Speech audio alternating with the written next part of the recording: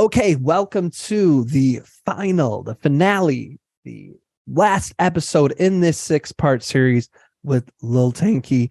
If you've been following along or if you're just here, let me just refresh you that Lil Tankie and I, for the first time ever, this is the first time I've ever done this with a guest, we sat down to, after I listened to all the episodes to edit them, I was like, you got to come back. I have a few more questions. And so we ended up talking for about an hour and 15 hour and 20 minutes. So I split this episode into 2 in post-production. I didn't realize we had talked that long. So this is my intro. I'm going to get out of the way and we're going to jump right back into the conversation we were having. Of course, keeping in mind that I split the episode up. So it's going to be just a little bit of an awkward transition, but then we'll get our flow going again. All right, let me step it out of the way. Here we go. Okay, some of the artists that I'm listening to. Do you listen to eBay? Have you heard of them? I have not. Oh, amazing artist. Ibey. Oh, no. I do know them. They sing the song River, right? Yep, exactly. Yeah. No, they're amazing. I love them. Awesome. I don't do a lot of R&B / neo soul, but I dig the vibe. It just reminds me too much of my early poetry career and fucking open mics and shit, man. And BA would be the hottest group that would have never come to your open mic, but you always wanted to see that kind of like, oh, we're singer-songwriters. We're gonna, yeah. It's a mood, it's a vibe. That is my favorite mood and vibe. Yeah, I respect the fuck out of them. River is one of the most beautiful songs I've ever heard. What about Laura Mvula? Have you listened to her? I don't think I have. Also great. Bread is one of my favorite songs by her. Okay. All right. See, I thought you were about to say the group Bread, which I have heard. Okay, so then on to music. I'm curious how to ask this. Would you like me to ask a question very broadly and you give your thoughts, or would you like me to give an observation and you respond to the observation? Either way, whichever makes you more comfortable. I think Tank is awesome too. I mean, because they're direct competitors. They competed for a fucking Grammy 2 years ago in the same category. I'm definitely Team Tank because Tank is, well, Little Tank supporting Tank. Little Tank supporting Tank. But no. I mean, she the South. You know what I'm saying? She fucking family. I fuck with that off top. I support the motherfuckers I know. You know what I'm saying? Which goes back to what I'm talking about. It's like, yeah, so that in and of itself is like a virtue signal to the fucking South. I virtue signal to the fucking South. Because the South ain't running shit. You know what I'm saying? It's easy to virtue signal to motherfuckers that's running shit. The South don't run shit. What my fun take story, one time we were at the when Southern Fry was in New Orleans. Yeah. I was like, oh, hey, Tank, hey. I was like, do you want to trade CDs? She's like, no. Why would I trade my CD for yours? Why would I do that? What if I don't like yours? Everyone already knows mine's awesome. And everyone was like, this is why we love you, Tank. It's the best answer ever. I'm so sorry that happened to you. That happened to me one time in my career too, but not Tank. It was Sonny Renee. I had just went to nationals and I heard her poem. I was like, oh shit, this is so good. And it's Southern culture mostly, especially where I'm from. We just trade CDs. I'm like, yo, if you're down to trade, I'll totally trade. And she's like, it's pretty much the same thing as like, I do this for money. I was like, I respected the honesty of that moment so fucking much, man. But I was so fucking hurt. I'm like, my shit dope too. I know you ain't, in Arkansas, you don't really know the things that's going on around fucking here. But yeah, no, it happens. I thought it was the best. It didn't hurt my feelings. Yeah. I thought it was the best. My claim to fame. Yeah, we have a term for that in the hood. I don't know if you know. It's called high siding. I've not heard this. Yeah, high siding. It's like, well, my shit's a little bit better than your shit. So it's like it's kind of a whole mood. It's kind of a hierarchical thing, which I reject hierarchies, but I do acknowledge they exist. So okay, well, I guess last couple things. Boy, have you had me rethinking COVID. Yeah, no, yay. Yeah, because you're right. It's such a push to just, especially with kids, with my, like, I just want to get, like, let my kid back into the school. Let the play dates keep going, and I mean, my daughter has me sick all the time already. Being sick has just become a way of life. Yeah, the CDC expects that the average American should catch COVID 3 times a year. That's a eugenics argument because not everybody's going to survive. And every time you get COVID, it makes you less capable of fighting off other things. It's very scary. Yeah. So that's it. Let me go back to two things you said that I think just heroic is not repeating the social justice slogans that have already gone viral. Well, it's not a radical position, right? And that's what I'm saying about being heroic is taking stands that are not already popular. You're not how fucking respectfully, right? And this isn't to you, it's to anybody. How brave a statement is it to say Black Lives Matter? Wow. Oh, I mean, what should I do? Should I give you a fucking Nobel Peace Prize for, you know what I'm saying? Like, and so like that's where we're at with a lot of these kind of things. You're saying something that's so fucking right, so fucking obvious, right? But you know what a heroic statement is? A politician who's anti-death penalty saying, well, because I'm against the death penalty and I don't feel like any American should die, especially no American that hasn't been convicted in a court of law. I am pushing forth legislation that from here on in this point makes it illegal for law enforcement to have lethal devices because anyone they're apprehending has not been caught and found guilty in a court of law, and what they've been arrested for may in and of itself not even be a crime that is punished with the death penalty. So when you end up with someone like Mike Brown, it changes the conversation. Let's assume he did steal those blunt wrappers, which, by the way, the owner of the shop to this day maintains he never stole shit. Okay. But let's say that the law enforcement officer's story is 100% right. In the United States of America, do we sentence people to summary execution for the loss of $7 worth of fucking cigars? When we're talking about human rights, I mean, fuck, they can't even do that in Russia. Fucking the death for someone that, you know what I'm saying? Let's say it was $20 worth of cigars. Let's say it was $100. Let's say it's $300, which none of this is in contest, right? Are you saying $300 in commerce is worth more than this black man's life? It's a brave statement then, right? For a politician to say, because I don't believe in the death penalty, I don't feel like any person from law enforcement should be able to enact the death penalty literally without any type of review. I mean, that's what it means every time a law enforcement officer shoots someone to death. It means someone who has not been officially charged with a crime and found guilty by an elected judge or a peer, a jury of their peers, they've been sentenced to death. That's a brave thing to say that because it's going to cost you something. Democrat or Republican, you're going to get primaried and they're going to make fucking sure that bill does not pass. Two, that you are never in a position to put a bill like that out again. It's brave to do that because it's going to cost you something. That's not saying Black Lives Matter. That's giving a position, right? And then backing it up with your power to do that. And it's going to fucking cost you. Okay, I got two more questions for you if we can get them in. Let's do it. Did you say that you have two kids? I do. Do you mind? They're not, I have two children, but they're not kids. They're, yes. What's the question?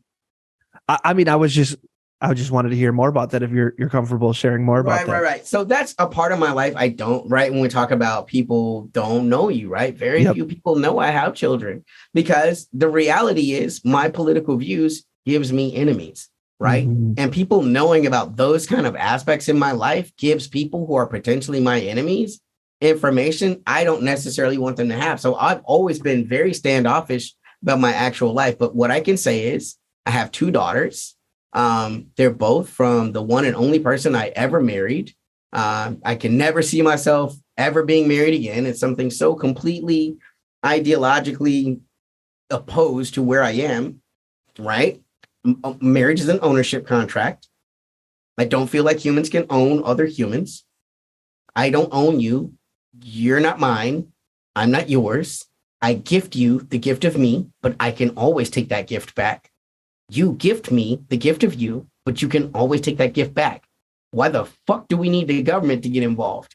Right? This person no longer, we understand, we say things like consent, but then you have something like marriage, which makes consent stretch to the fucking absolute limits, because a person has to go then in front of a judge and give them cause to remove this union. When the reality is, I don't fucking want to be here anymore.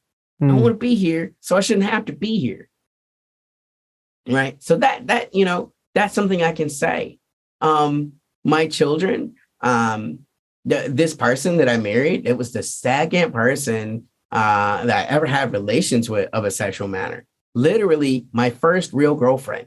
You know what I'm saying? I was such a baby tanky that like I'm almost completely unrecognizable from that person. So fresh in my trauma, fresh from getting out from the abuse that I endured with my parents. You know what I'm saying? Like, I think it's one of the greatest gifts that white children are often given so much autonomy to discover who they are so early on in life, right? But Black people are not really afforded that in Black culture, right? So we really, from a large point of view, could be considered developmentally challenged until you're out on your own. But that comes much sooner, right? Our consequences are, I had friends that were shot dead, Tom, before I went to college. Friends, people that I knew, not like names in a fucking newspaper, people that were my fucking homies, shot dead. You know what I'm saying? Like, so that's why it's always interesting to me when we talk about like developmental theories, right? I mean, because there is a lot of grace given to white people's development. You'll hear it all the time. I remember the swimmer bros, like, oh, he's so young. His prefrontal cortex hasn't formed. He's not capable of making good decisions. But law enforcement officers are shooting Black boys that are 14 years old to death for having toy fucking pistols. Like, this is a huge cognitive dissonance thing where this type of grace is only ever applied to the mainstream society, white society. You know what I'm saying? I made my children before my prefrontal cortex was even formed, quite way before, and that's even as a person that was a very late starter into sexuality. I was in college, before I ever even had sex, which I think is probably something else that is very shocking to most people that think they know me, right? Or think they understand things about my sexuality. But yeah, I have two beautiful daughters. They are not children. They are grown ass fucking women. They're brilliant. Both of them represent parts of me in different ways. One of them is maybe even more intellectual than I ever was. Amazing grades, brilliant thinker, creative, came to communism even without the influence of my own ideology, right? Got to that path on their own. The other one is a wildly artistic, creative woman, reached polyamory without any input from myself. But yeah, so that's what I'll give. Like, they're both brilliant, well-formed human beings that through their own means have achieved greatness and are on the path to the greatness as defined by them. I love them beyond words, and I'm always awed and impressed with the ways that they move through the world. Especially with the disadvantages they have as still young Black women, in the South, with all of the inherent economical disadvantages. I mean, coming from even a smaller place than I did, like I'm in Little Rock, which is like one of the smallest places I ever lived at that time, but they're coming from even smaller places in Arkansas, and they both achieved the things that they want to in this world and continue to achieve their goals. And I have nothing but admiration and respect for them. Well, thank you for sharing that gift of your personal life with us. I totally relate. I'm trying to be as vigilant as I can in protecting my daughter's privacy in this age of surveillance. Right. Yeah. I totally do. It's like, and I just, no judgment, zero judgment, but I advise parents to be more cautious and like, Oh, it's so easy if somebody wanted to track down your kids' behavior patterns in the way that you're posting about them. And I understand wanting to share about your kids. I totally get it. And I'm not judging you, but oh man. And I think consent too. Like, I just really want my daughter to be able to, like, as much as she can Right. even like, I love taking photos of her and I keep them to myself. But even now I'm like, can I take a photo? And she's like, no. I'm like, God, fine. But it's a perfect moment. Only I'm Right. going to look at it, but it's like, I got to respect it, you know? So Absolutely, man. I feel Consent you. goes to so many things more than fucking sex. And, Yeah. as a society, man, consent is not something that we practice in anything other than a sexual context, and barely so even now.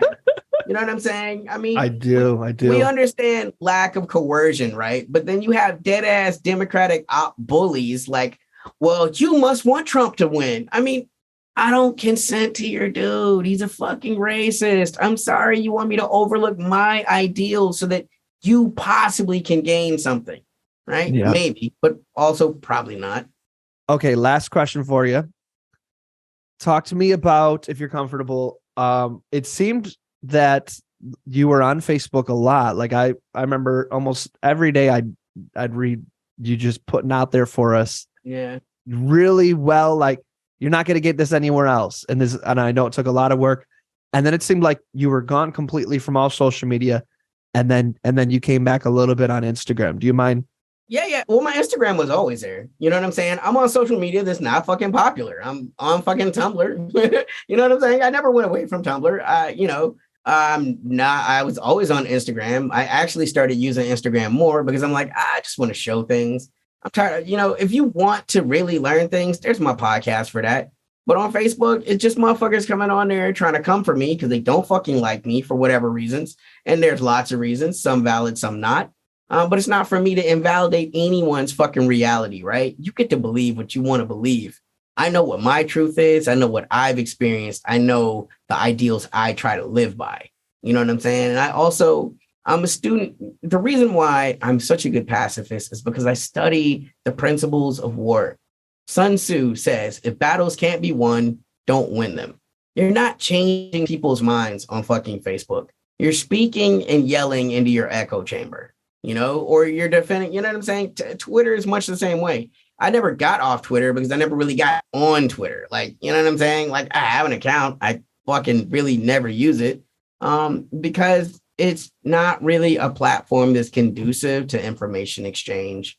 It's way, way easier to propagandize on Facebook and Twitter. It's way, way easier to just throw out fucking slogans. It's way, way easier to virtue signal, oh, look at what I did. And it's kind of celebrity based. Like, you know what I'm saying? Like, I stopped giving a fuck. People were it's the law of diminishing returns more than any other fucking thing. I wasn't getting from Facebook what I was giving to Facebook. And it was a source of emotional turmoil. And I just didn't want to deal with it anymore. It wasn't making me any fucking money. Like, it's not like, I'm fucking driving tons of sales from my art from Facebook. And at the end of the day, it was just shit I could do better with my fucking time. My homie Amin Drew Law, who I make a ton of music with, had been off Facebook for years, had been trying to get me to get the fuck off Facebook. Like, damn, bro, I see these motherfuckers always trying to come for you, and you trying to educate them. You trying to come from a place of love and give them this knowledge. And then motherfuckers are out there sea lining and shit and acting like they really want to learn when they really don't. They want to be right. And more importantly, often they want you to be wrong. More than even they might want to be right, they want you to be wrong because it gives them permission to live the life they want to live and to think about me what they want to think. And again, I'm not here to combat any of that shit. You can think about me whatever you want to think, right? But I know what my life is. I know the shit I'm into. I know the ideals I've lived for.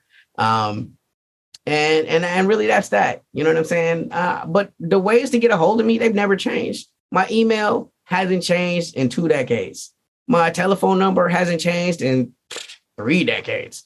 Motherfuckers that want to get a hold of me, they can. But now most of my social media is targeted towards people that are my fans, right? Or my friends or my tribe.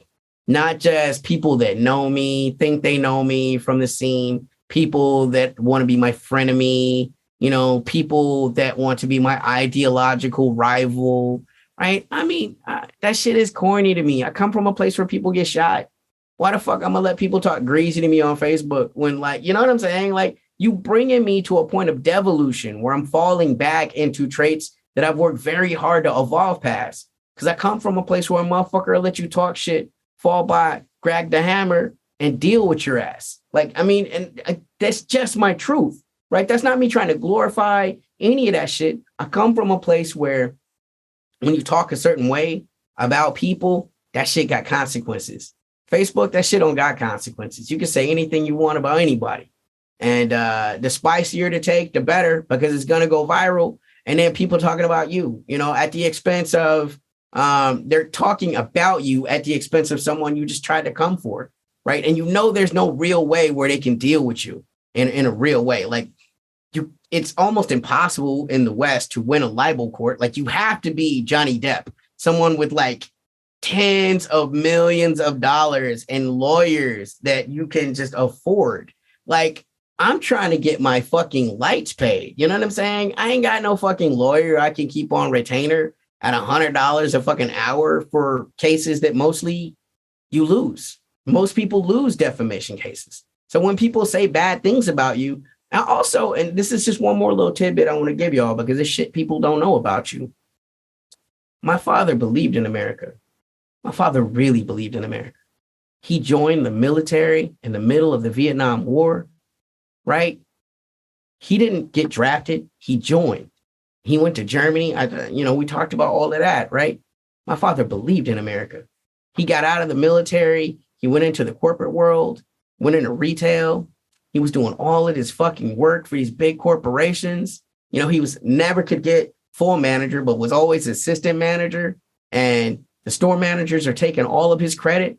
He goes because he believes in America so much, and he gets a lawyer and he sues the company that he's worked for almost a decade for racial discrimination. We lost everything in that lawsuit. We were already poor kids coming up. We lost everything. It went on for years. And at the end of that fucking trial, the judge comes back and he's like, well, your boss and the company, they're dicks. But we don't know if there's a pattern of racial discrimination. Now he's burned in the industry. He can never go back to retail because they're all afraid he'll sue. And his life was never the fucking same. I watched America and the belief of America destroy this man. He was never the same. I knew early on I would never have no kind of fucking justice that requires court justice because I'm not the kind of Black person that they feel like is worth saving. And I've never been. There was maybe a time when I could have been, but those were not the choices I made. The choices I made were the choices that kept me true to the culture I came from, that reflected the spirit of my people and my voice when I spoke. And those kind of Black people are always disposable. I realized fucking with Facebook, man, that shit was going to really have me hurt somebody. And I don't want to be that person. I've seen those people. I've been around those people. And in many ways, that person exists inside of me, right? But that's not my best me. Facebook did not allow me to be my best me. And I'm going to do whatever it takes for me to always be my best fucking me. And that's why I stopped fucking with Facebook. But if it works for you, let it work for you. Like, my life is not everyone else's fucking life. I was writing that down real quick. That might be the name of this episode. Do whatever it takes. What did you say, to be the best version of me? Yeah. Well, I'll just make this quick. Most people know I am a fucking gun owner. All my shit is registered, blah. All my shit is blah, blah, blah. All of the safety, blah. Right? I remember the first time because Amin is East Coast, you know what I'm saying? And of course, Palestinian. So of course, I'm like, I don't know if I want to live in Washington, D.C. and, have fucking guns and shit. Right. Which is not to say that any of my guns are in D.C., blah. Right. But I remember he'd be like, why don't you're such a gamer. Why don't you ever play games like Call of Duty and all this? And I'm like, bro, I have guns. Like, the last shit on earth I want to do is play video games that desensitize me to shooting at things that look like fucking humans. Like, that's not my interest at all. You know what I'm saying? Like, in the fucking least. Like, and that's not to say that that's what everybody gets from it, but it is a byproduct. People that shoot, that practice shooting at people that look like humans, end up shooting at humans. I never want to have to shoot at a fucking human. I never want to do that. That's something that could only happen if I felt like my fucking life was on the fucking line. And I want to have pause in a moment like that. I want to be afraid for what is coming next. But I just want to be more afraid of fucking dying than afraid of what comes next. You know what I'm saying? And like, that's where I want to be with that kind of relationship to violence, right? As opposed to people wanting to spar with me because they think I'm an easy target, because they think there's nothing I can do, nothing I will do, that people could say anything about me that they want, and there are no fucking consequences because the means of polite society don't allow me a rebuttal. If a game cannot be won, don't fight it. If a battle cannot be won, don't fight it. Once again, Sun Tzu, the victory of an exceptional general is never an exceptional victory. He conquers an opponent that is already lost and only moves when victory is certain. That's Sun Tzu. I'm not this person that needs glamour and valor. Remember, I'm not in love with the cult of celebrity. I don't need to be that person online destroying all of my fucking opponents for the fucking ego of me, because those people have decided to be my opponent. I can't help them, but there are people I can help with less fucking resistance. And that's what I'm on. I want to be really efficient with this time that I'm given. We spend most of our time in this universe inert. Most of our time. I mean, if we were to start doing the zeros, 0.000000, how long you are in a fucking body, because you have existed since the universe existed, but you've only been in a body a couple 30 years. I've only been in a body a couple 40 years, but we've always existed. We've existed since this universe has existed, and the universe has existed for billions of years. So why am I going to waste moments in this fucking body doing shit that's inefficient? That's not going to bring out the best me. That's not going to help me evolve to what I want to become. It's not going to help me reach the goals that I have set for myself. Facebook was no longer a path to my dreams. It was an obstacle. And so for me, I just stepped away from that shit. Well, we could chat for hours, as we've proven. So I think, why don't we use this? I'll be self-disciplined on my end and not ask any more questions. I'll save them for the next time. I think this was a really good place for us to conclude. Any closing thoughts that you want to put into the space before we head out until next time? Just always, man, don't follow people. Don't follow quotes. Don't repeat quotes. Think for yourself. Don't be afraid to be unpopular if it's living in your truth. Don't be unpopular just for the sake of popularity, because it's its own fucking thing. Be genuine to the capacity that you can and try to be the best person you can. I love that. Whatever that looks like to you. And if people are looking for a soundtrack to living that, where can they listen to Lil Tankie? Every single place that music is available. You throw in Lil Tankie and YouTube, you're going to get my shit. You go, Lil Tankie and Spotify, you're going to get my shit. Every place where music is, Apple Music, if you want more intellectual shit, my podcast has been out for quite a while, and there is that thing, Public Pulse. You know what I'm saying? But we do what we do, man. Some of the shit I read through music, some of the shit I read through lecture, still writing essays, So I'm everywhere. And for us, if you want to be a part of our awkward, courageous storyteller community, we use the same philosophy that we talked about that Radiohead uses. It is a pay what you're able. So we don't want finances to be a barrier for you at all. So we'd love for you to check it out. tomearl.me/DCM invite. Lil Tankie, what is your final invitation in this series that you want to share with the good people? Go listen to Pride Demon, feel something, write something, tell somebody you care. Boom. And that's your newest track, right? Yo. There we go. All right. An awesome bonus edition. Well, we concluded last one when I said we got to have you back sooner than a couple of years, and it was a week. So boom. I appreciate you so much. I really do. Thank you for being here. Hey, one love, man. Stay up. Stay on your path of righteousness. I will try. And to all those who are listening, as always, we're wishing you peace and blessings. Thank you. Oh, one more thing. I'd love to continue the conversation. Feel free to join me at tomearl.com/join. Subscribe below, or let's connect on social media. Tom Earl Artist. Thanks again for watching.